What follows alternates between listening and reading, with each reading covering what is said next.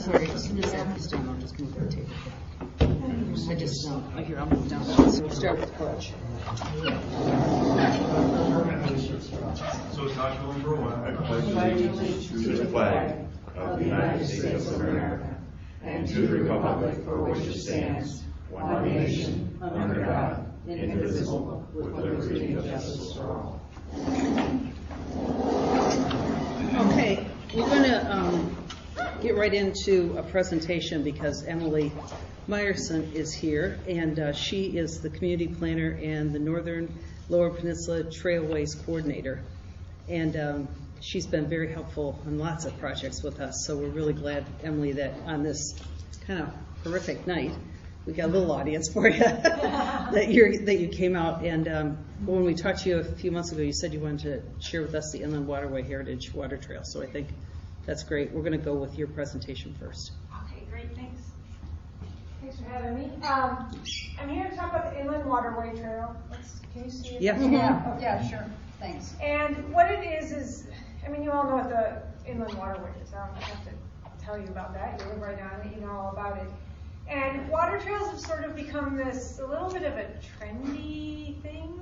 Is that good or bad? That's up for you to decide. But what it does often, you know, with trends, a lot of times there's funding that follows it. And so I'm here to talk about, there's actually now an Inland Waterway water trail, paddle trail. So for non-motorized boats. We know motorized users use it all the time, and they have for centuries. And for centuries, paddlers have used it. But there's never been a designated water trail to tell paddlers where they can get in and out of the water, where there's safe places for them to access, and really to promote this incredible resource that we have in Emmett and Sheboygan counties. So that's what I'm here to talk a little bit about. As you know, it's been historically used forever. I'm not going to go into the history because I'm sure that many of you are very familiar. Back the Native Americans used it, and then our early resorters used it as a big tourist draw to use the Inland Waterway. This map actually shows the waterway using the rail corridors, and you all know I work on the rail trails. So to me, there's really exciting things to do, paddle trips. And I do think there's a market out there for people who want to do non-motorized sports, who will love paddle and pedal, and they can do a loop, just like the old resorters used to do long ago using the training system. And so the Inland Waterway Water Trail goes obviously from Emmett County near Petoskey to Sheboygan, but it connects with the Huron Blue Ways Water Trail, which is the Lake Huron Water Trail, and the Lake Michigan Water Trail. So both of these water trails are now mapped and are starting to be marketed more thoroughly. But what I like about the Inland Waterway Water Trail is it's on inland lakes and rivers versus the Great Lakes, which I still sometimes have concerns about marketing to get paddlers out on those lakes. The water trail movement, as I said, has sort of gotten trendy. First, it started with a lot of kayakers using the Great Lakes, looking for access points where they can get in and out. A Lake Michigan water trail has been developed, but primarily interesting. I went to the Lake Michigan Water Trail Conference. In Wisconsin and Indiana, we're all done. Theirs is all mapped and marked, and of course Michigan, which is most of it, hadn't done anything. And so after a lot of pressure, the DNR and different agencies started looking at it, but we all know things can take a little while to get moving. And what happened is coastal zone management, so our coastal zone department at the Department of Environmental Quality put out grants a couple years ago to develop the Lake Michigan Water Trail. And what was interesting is it had to be within their coastal zone. It's supposed to be on Lake Michigan, but Emmett and Sheboygan counties got together and said, well, we want to do the Inland Water Trail, because the Huron Blue Ways Trail along Lake Huron actually was done by the Northeast Michigan Council of Governments when they did the Huron Sunrise Heritage Run. So that's actually been mapped. But in Lake Michigan was being mapped, and so that was being done by a different project. And they actually didn't think it would probably be funded, but they ended up getting funds to do it, and that's what I'm here really to talk about. But what Coastal Zone did first is they funded a website design. And some preliminary work that was done by somebody at Western Michigan University, a professor there. And they started inventorying the Lake Michigan Water Trail, but they also had funds to develop a website to input all the data into one place. So there is a website at michiganwatertrails.org. And I'll give you more information and some screenshots of that later. But they did that. Then they had grants out to develop water trail plans. And then the next phase is implementation grants, which is out right now. And then I'll talk to you a little bit about that. But as we know, a lot of it's all about marketing. Just like we know with the trails that we have here, if you don't let people know about them, then people aren't going to come. So, as I said, Coastal Zone and their Office of Great Lakes wanted to do this. They put grants out in 2013 in Emmett and Sheboygan counties with the help of Northeast Michigan Council of Governments. Put a grant in and got $20,000 to develop a plan. And in 2013 and 14, developed that plan. And that's the plan we're talking about. It had the project partners were, as I said, other partners were cities, villages, conservation organizations, historic organizations, the tribes, Native American tribes were part of it, the chambers of commerce were all involved in that. There was somebody from Mullett Township, and I can't remember who was appointed to that committee, but just like lots of committees, like I don't know who was on it, but sometimes those things just fall through, and so I wanted to come back and share that information. So in 2014, primarily after the committee was created, there was a lot of historic information that was put together, and there's some really interesting history on the website and in the plan that you can read. Both like Native American history as well as the old resort history and boating history. I found it really fascinating.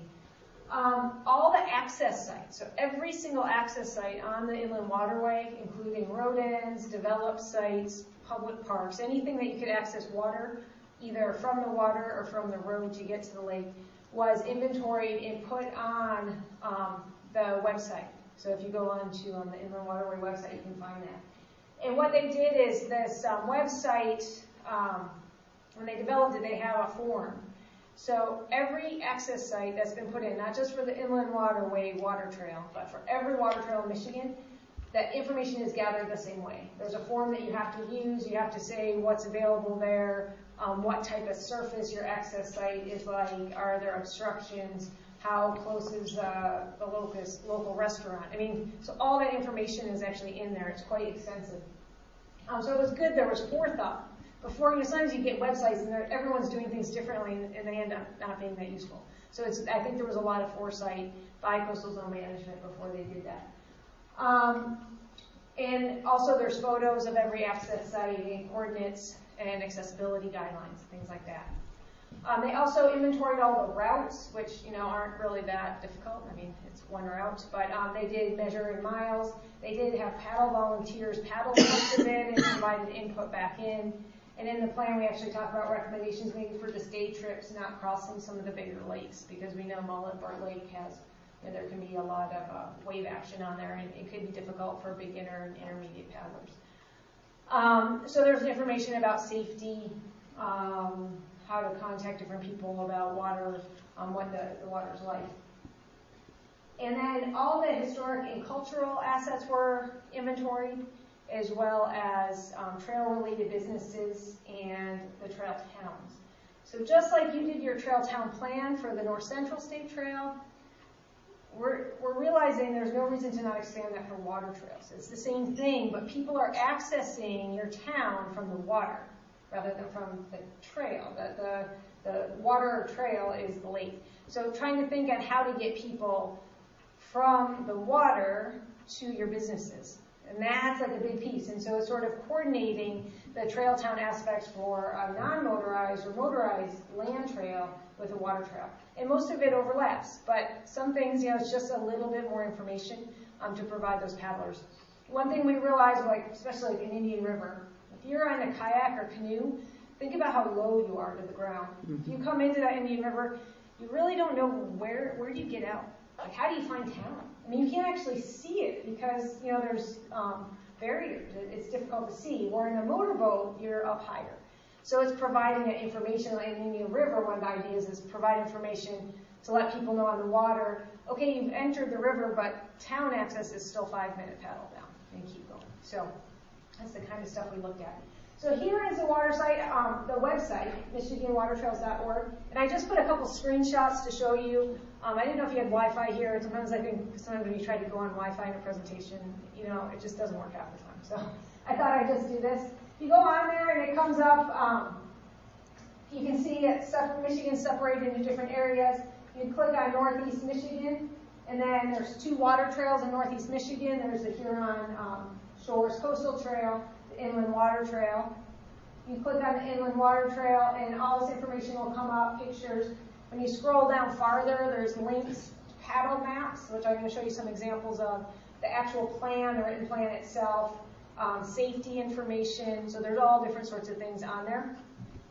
But then when you click on, there's a map that you can click on, and see all the amenities on the side, boating, canoeing. All of those icons come up. It's actually a pretty good website. It was designed by Land Information Access Association, who I think you guys worked with on a different project. So here, like Topham Bee Park is right in there. There's photographs, shows different things that are there. If you click on, they didn't put every business, but like if a hotel was right on the water that you could access right from the trail, they put that information in there. Different restaurants, paddle companies, Indian River, there's a company that runs kayaks and does tours. There's links to that information on there. And then also Boy Scout Park. So I just showed a couple different ones that are in there. And then this is all editable. So if you guys go on there and be like, what are they talking about? You know, we can change it. It's not permanent. So we developed the plan. We took all that information. We gathered all of it. My role actually in this case was I was a consultant for Northeast Michigan Council of Governments, and they hired me to do most of the access inventory. And I helped write the plan related to the trail town elements and how to classify access sites and where people should be entering and exiting the water trail. And then they did, I didn't have anything to do with the history, they had different people do different sections. So we developed this plan. It's not a real long plan, but it's fairly concise. And it's really to provide unified guidelines. Like, okay, how do we want to do this? You can't develop a water trail just for Topham Bee in Mullett Township. It's a bigger picture. And how do we do this so we can market the whole thing and people can find their way along it? I always joke the reason why I love water trails is you don't have to build anything. We know how hard it is to find money to build a trail, and you know how hard it is to get easements to cross land. On a water trail, it exists, but what you need to have are access sites and signage to let people know they're actually on a trail. Because on the rail trail, you know you're on the trail. So those are the elements. So it's sort of nice. It's a little bit different way to think about it. So the plan actually summarizes all the different access sites that are out there. It designates what the plan, what we consider to be primary access points. What we were looking at there was really, if you're driving, trying to access a site in Topham Bee, where would you drive and put your boat in? That's different than from somebody paddling and they want to get to town. That's a trail town access site. In some places, that's one and the same. In some places, it might be two different. So that's the kind of things we looked at. So we made different recommendations for all those different things, where signage should be located, and connections to some of our other facilities. And this particular water trail has both the Northeast State Trail, the Northwest State Trail, and the North Central State Trail that intersect with it. So that's what I was talking about, the pedal trips. We're sort of looking at how mapping that, where are the transportation elements to connect them. So the goals of the plan were to support the economic development, by marketing recreation and natural resources, historic and cultural assets.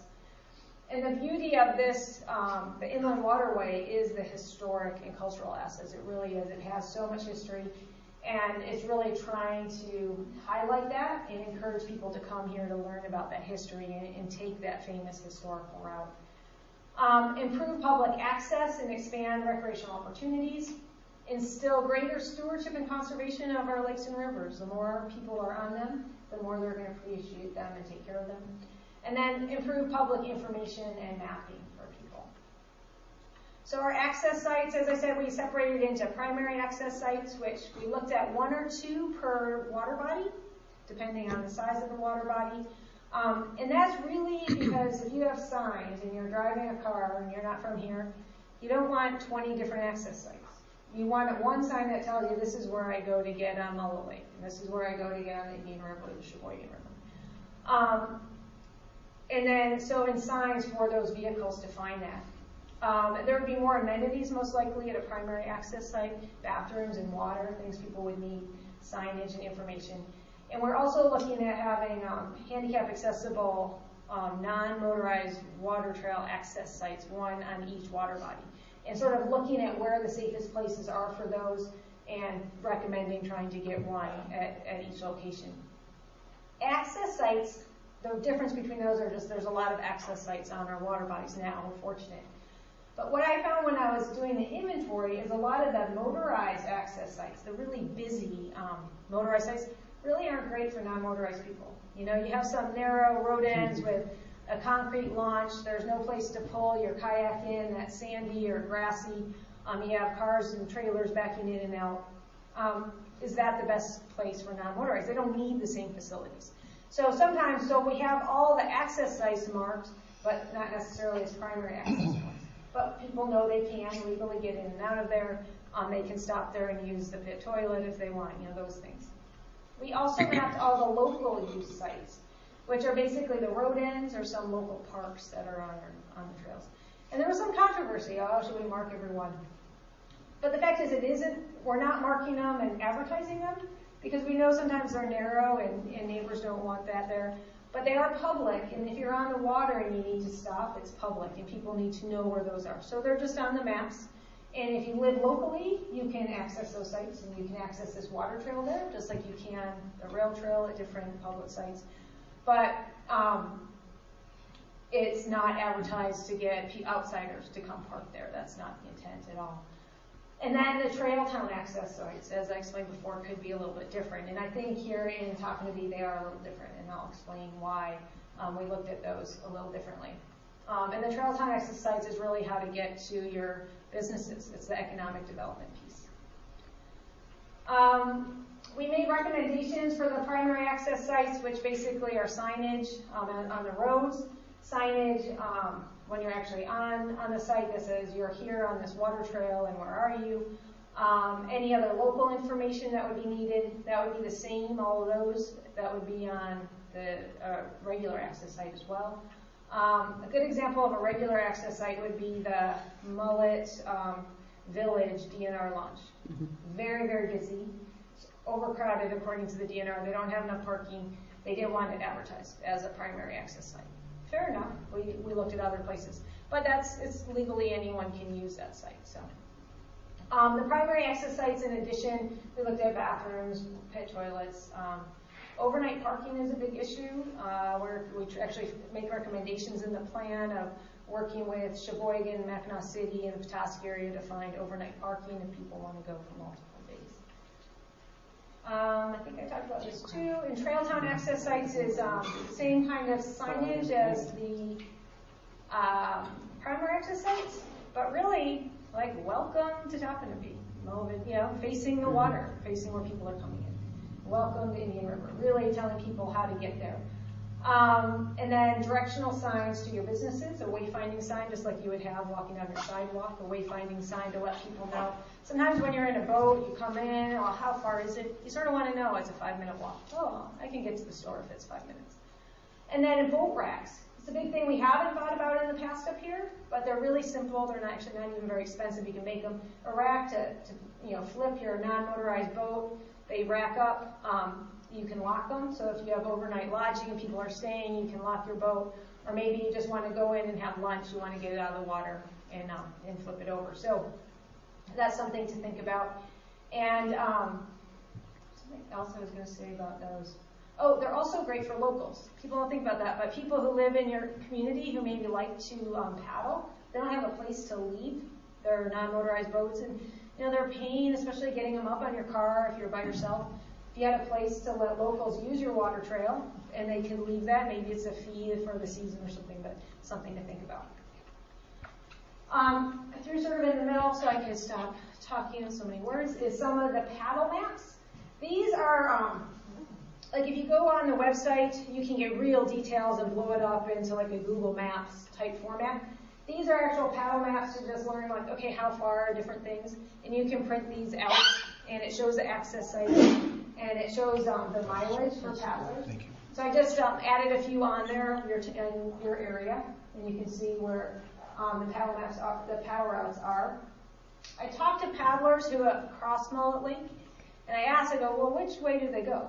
Do they go to the Toppinabee side, or do they go? And they said it just depends on the winds. So people doing the full route, I heard that the main stopping points are Burt Lake State Park and Aloha State Park. So it'd be a 3-day trip. They would start and stop at those two places. So how to get them to Toppinabee, there are different ideas, and if the winds are different, and they can shift over. So here's a few other ones.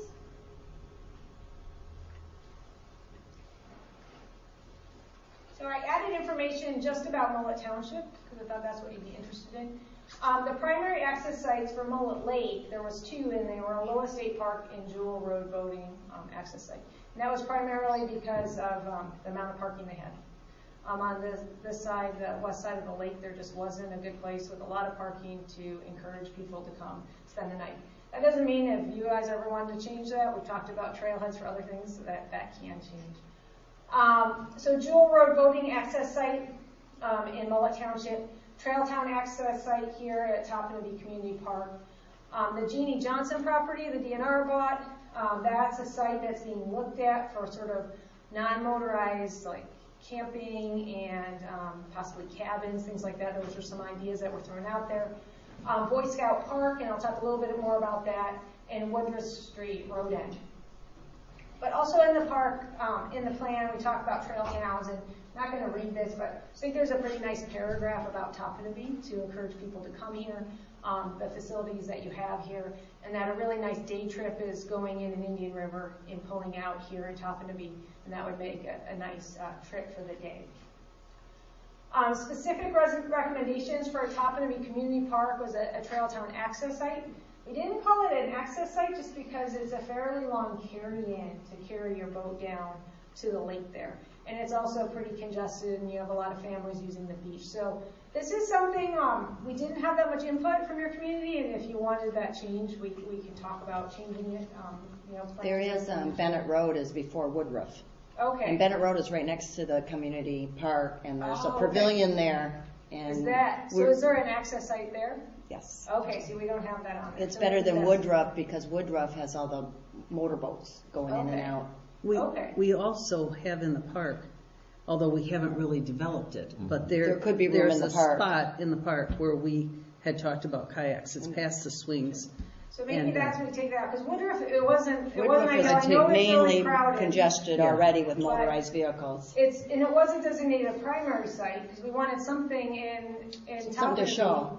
But we wanted something people could get closer to. It's closer to the bathrooms. It's closer to the stores and the restaurants. It would be much better. Yeah. It's at Bennett Road. Bennett Road. Okay, so we'll change that. And so a couple recommendations we had for the park was really just what I said before, like a welcome sign for boaters, and you can use that for motorized boaters too. You have a lot of motorized boaters coming into town. A kayak racks, like we talked about, and maybe that does like a designated area that sort of says kayaks in this area. And maybe that's all we have to do, and we take it out. And then signage, like I talked about, wayfinding signage and water trail signage. But the water trail signage, how are you doing? Yeah, how are you doing the signage on the water? I mean, what is do you have some standard for water signage? Like, how do people know that they're where the old hotel used to be, or that kind of thing? It's actually interesting, because that's been a big discussion. How do you do it? We're talking about on Lake Michigan, how do you let people know that's public? It's hard to tell. I paddle, but I paddle smaller waters than the bigger waters. So it's a big question. And one of the things is just developing a logo and trying to market, and paddlers in general, I guess, are pretty cognizant of where they are through GPS, also through mapping.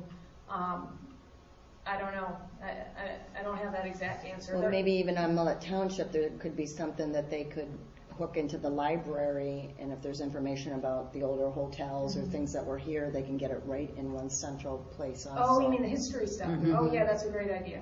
I think that there's some links on this website that has information about the history. They did talk about doing some interpretive signs, but that's sort of hard. A lot of our historic sites are actually privately owned. Yeah, now they're gone. You know, and so it's better to, you know, maybe eventually we put that in there. There's an app that actually talks about, you can find that while you're paddling to find out the history. So And there are kiosks at the beach. yeah, you have certain some things. Yeah, some good ones there. That could be on our web page too, Yeah. to visit the beach area. Jewel Road and Boy Scout Park sort of go together since they're adjacent. And I've heard you're doing a lot of Boy Scout Parks, so this might be outdated. And you might be doing stuff in the future. So I thought that was actually how this all came up. I thought, oh, we should look at it. Because I looked at it, it's what an incredible property that you guys have there and things that you were doing. The idea would be, you know, bathrooms, which I think We've done that. You've already Brand done that. Some kind of access. Right now it would be very hard to carry your kayak up. So one is to put those sliders. There's a slider that you can pull in and out to get kayaks up there, possibly rustic campsites. I don't know the use of the Kwanzaa hut there, if that could ever be like emergency shelter if people were on the water trail and needed shelter. So those are the kind of things to think about in your planning. Kayak racks. I also thought, since Jewel Road is right next door, instead of putting the cost in to do some of that, could they use Jewel Road and then have a trail that connects it and have signage to say, you know, it's down that way. So those are the kind of questions I really think those are things that are up to the community to sort of make some of those decisions. And, you know, over time we can work through that if you're applying for grants and we can help.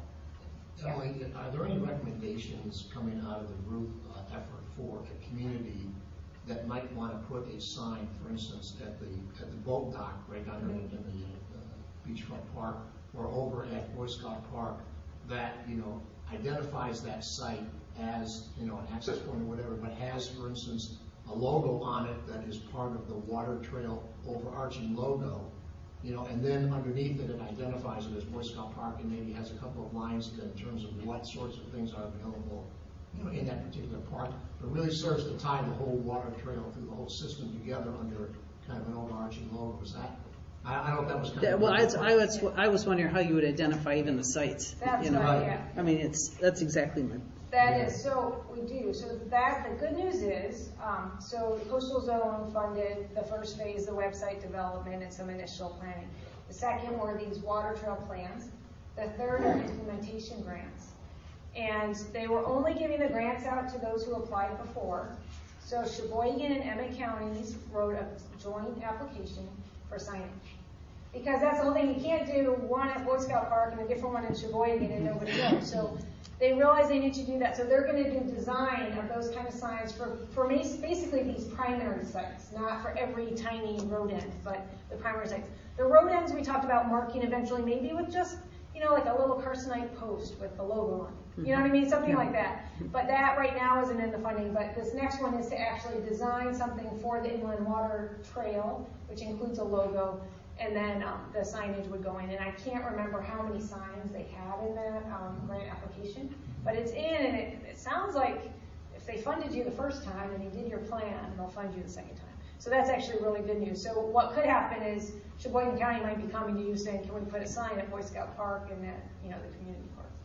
And you can work with them. Hopefully they'll let you put information in there that says, you know, maybe a little map of town, you know, for over here. You know what I mean? Just a small map that shows where the, you know, dots for businesses, maybe it doesn't have the names, but where the businesses are located so people know how to get to them. So those are the kind of things that they could do.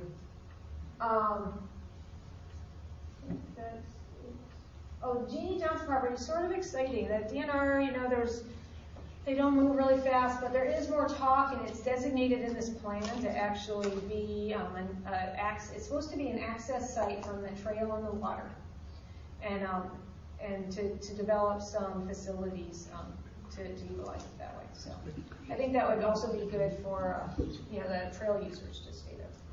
So implementation, this is what we talked about, doing some more joint marketing. Emmett County has a marketing department.